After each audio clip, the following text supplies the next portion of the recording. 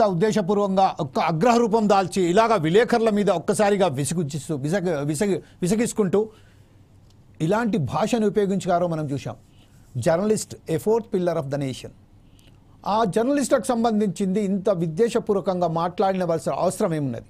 ఈ విషయంపై ఈశ్వర్ రెడ్డి గారు యాజ్ ఎ సీనియర్ జర్నలిస్ట్గా మీ ఒపీనియన్ ఏంటండి?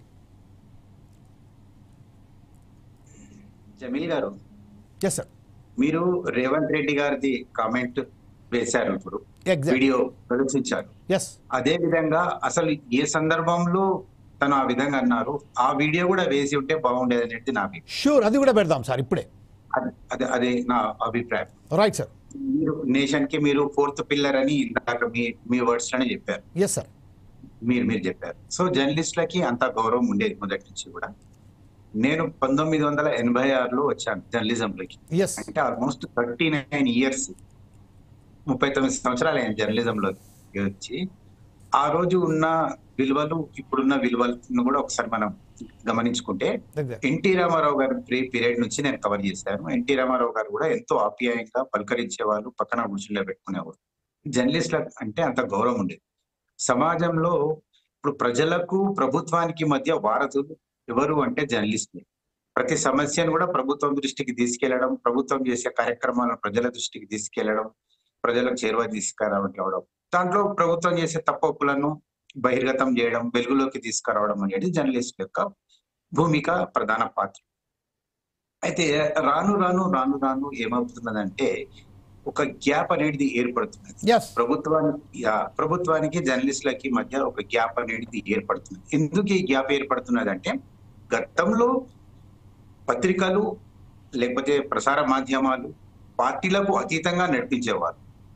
నవే డేస్ ఏమైపోయిందంటే పార్టీలతో అనుబంధంగా ఉంటూ వాళ్ళు ప్రచారం చేయడం వల్ల, ప్రచురితం చేయడం వల్ల ఈ గ్యాప్ అనేది ఏర్పడుతుంది.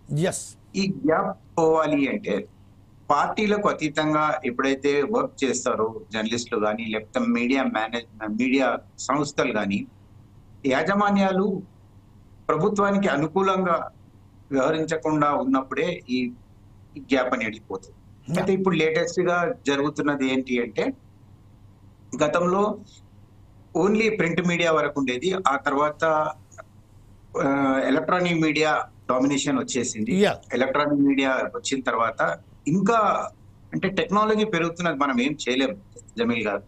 టెక్నాలజీ పెరుగుతున్నది, రాను యూట్యూబ్ ఛానల్స్, తర్వాత వెబ్సైట్స్, ఇంకా మనం ఏం చూస్తామో, ఇంకా ఎటువంటి అడ్వాంటేజ్ టెక్నాలజీ వస్తుందో తెలియని పరిస్థితి ఉంది.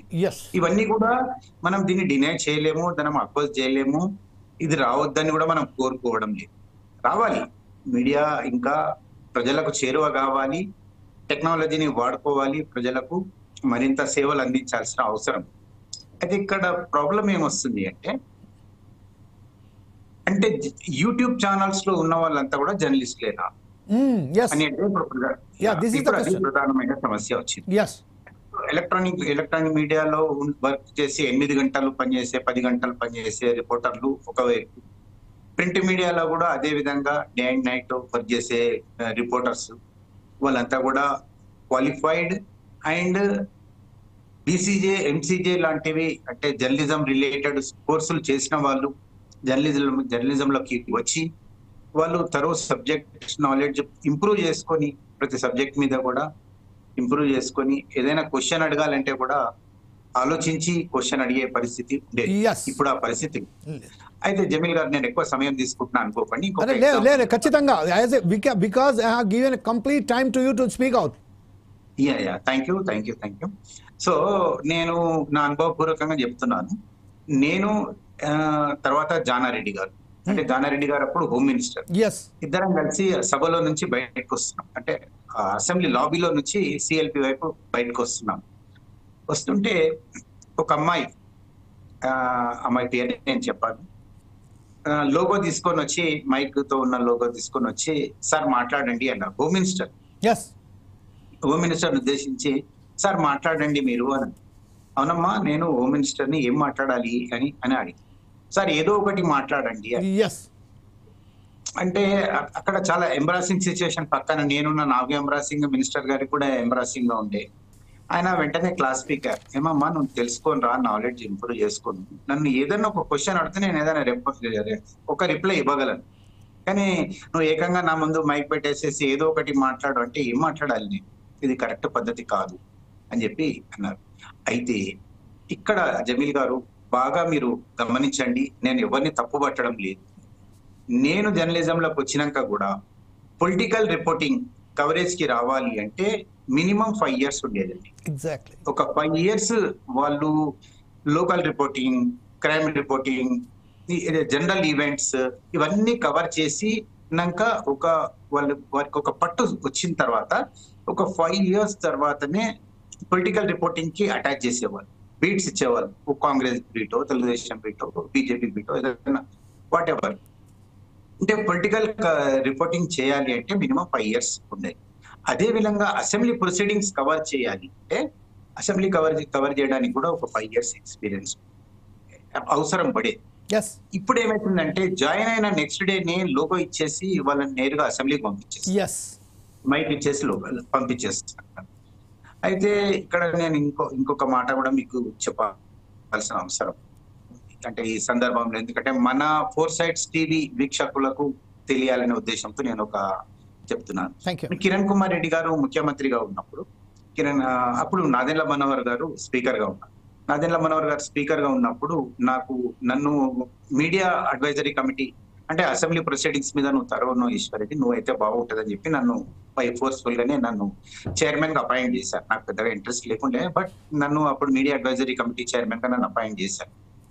సో నేను చైర్మన్ అయిపోయి ఊరికే కార్ మీద స్టిక్కర్ పెట్టుకోవడానికి కాదు, నేను ఏదో చేయాలి అని ఒక తపన ఉండే నాలో తపన ఉండి నేనేమన్నా అంటే స్పీకర్ గారికి, సార్ నేను చైర్మన్ అయిన తర్వాత అసెంబ్లీ ప్రొసీడింగ్స్ కవరేజ్ కి వచ్చే రిపోర్టర్లందరికీ మనం ఒక 2-3 days ఓరియంటేషన్ క్లాసెస్ పెడదామండి అని.